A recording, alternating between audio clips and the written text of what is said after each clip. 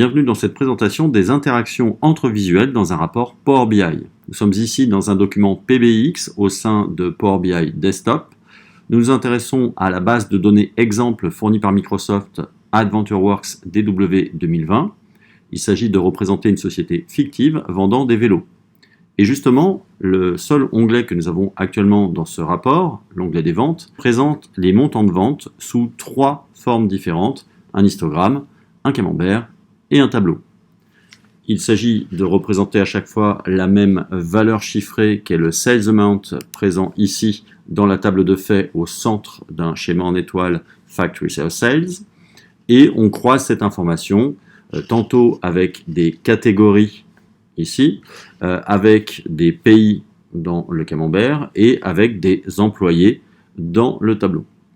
Ce qui nous intéresse dans cette présentation, c'est les relations dynamiques qu'il peut y avoir entre les 3 éléments. En effet, si on fait des sélections dans un des visuels, eh bien on peut observer des comportements dynamiques dans les autres, et ceci par défaut. Si on s'intéresse à la vente des vélos par catégorie de produits, sachant qu'en légende, on a également assuré la présence des types de revendeurs. Eh bien, lorsque l'on clique sur une barre d'histogramme, on observe un comportement dynamique du côté des 2 autres visuels, puisque le camembert affiche en surbrillance une fraction des valeurs, et puisque la table n'affiche plus que des données liées à la valeur sélectionnée. En effet, la table affichait un total de chiffre d'affaires de 77 millions, on en est désormais à un peu plus de 29 millions. Il y a donc une sélection qui se fait suite à un clic dans le premier visuel.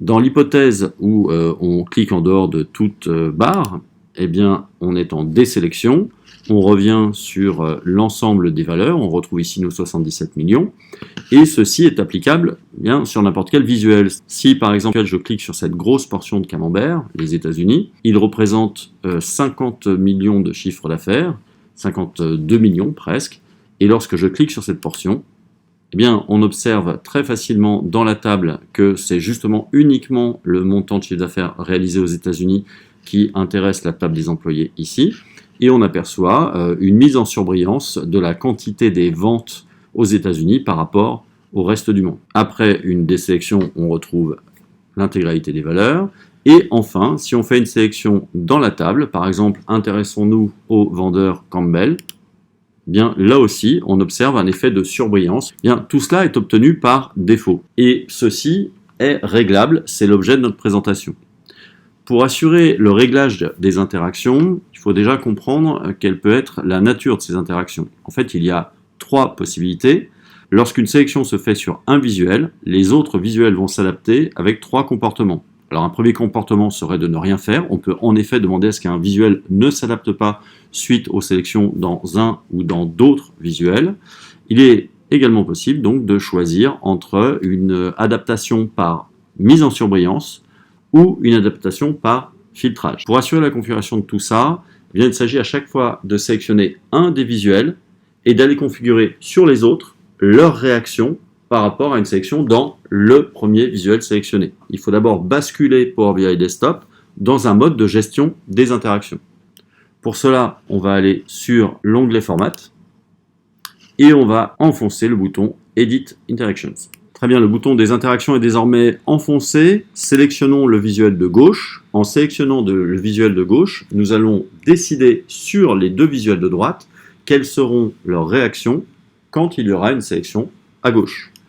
On commence par le camembert. On voit qu'il est équipé ici de 3 icônes. La première, c'est pour le filtrage. Dans l'hypothèse où on choisirait filtrage, et lorsque c'est choisi, ça apparaît en gras, eh bien, le camembert n'affichera plus que des valeurs qui sont liées à la sélection qui est faite à gauche. Donc ça veut dire qu'il n'y aura pas de mise en surbrillance, c'est juste que le camembert ressemblera à un camembert classique, mais il n'utilisera que les ventes correspondant à la sélection de gauche. Alors qu'en surbrillance, eh bien, on voit l'intégralité des ventes représentées et on a là-dessus une portion qui est en surbrillance pour représenter la proportion de la sélection qui est à gauche. Enfin, on pourrait déterminer qu'il n'y a aucune interaction à avoir quand il y a une sélection à gauche. En l'occurrence ici, je vais demander le filtrage pour changer un peu. Maintenant, occupons-nous de la table en dessous, donc toujours par rapport à une sélection de l'élément de gauche. Eh bien, pour les tables, vous le voyez, c'est un petit peu plus restreint, puisqu'en fait, on peut décider qu'il n'y aura aucune interaction ou alors qu'il y aura un filtrage. On en a terminé ici avec une préparation des interactions des visuels de droite par rapport à une sélection qui se fait à gauche, et on va recommencer pour tous les visuels, c'est-à-dire qu'ici, si j'assure une sélection du camembert, je peux maintenant régler pour la table et pour l'histogramme, eh bien leur réaction. Donc je vais laisser ici le filtrage au niveau de la table, et je peux, pour changer encore une fois, demander le filtrage au niveau de l'histogramme. Enfin, si maintenant je sélectionne la table, eh bien je peux régler le comportement des autres visuels s'il y a une sélection dans la table. Alors je vais demander par exemple ici un filtrage pour ce qui est du camembert, et je vais laisser une surbrillance pour ce qui est de l'histogramme. Voilà, la configuration est ainsi terminée. On est allé sur chacun des visuels, et chaque fois qu'un visuel était sélectionné, on s'est occupé sur les autres visuels de déterminer leur réaction. Je peux maintenant débloquer le bouton Edit Interaction, et je vais tout simplement utiliser mon visuel pour voir un petit peu l'état des interactions. Eh bien, lorsque je clique désormais sur une barre d'histogramme, j'observe ici que j'ai toujours le même comportement au niveau de la table, c'est-à-dire du filtrage, parce que j'avais laissé filtrage et que le seul autre choix que j'avais, c'était éventuellement de dire qu'il n'y aurait aucune interaction. Je vois par contre qu'à la différence de l'état initial de mes interactions, désormais quand je fais une sélection, j'ai un camembert sans aucune surbrillance, mais je m'aperçois que les montants sont beaucoup plus faibles, puisqu'en fait les montants ne correspondent qu'aux ventes en warehouse de vélos. Donc du coup, il y a bien ici un simple filtrage. Je vais m'occuper maintenant d'aller faire une désélection puis une sélection dans le camembert. Alors je vais m'intéresser aux ventes canadiennes. J'observe ici que j'ai toujours le filtrage parce que je n'avais pas demandé à désactiver les interactions et que je n'ai rien d'autre pour une table.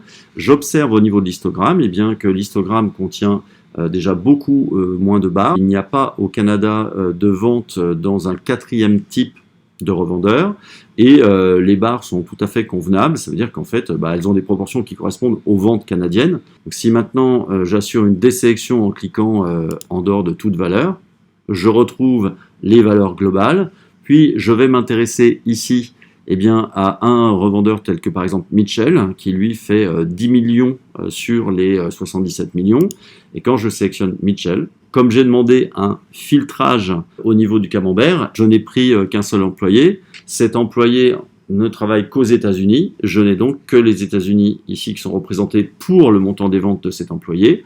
Comme j'ai laissé la surbrillance au niveau de l'histogramme, je vois les proportions des ventes de Mitchell sur les différentes catégories. Voilà, je suis en mesure, avec ce réglage des interactions, de déterminer au cas par cas quelle sera la réaction d'un visuel par rapport à une sélection d'un autre visuel dans la même page. Voilà, merci d'avoir suivi cette présentation. À bientôt.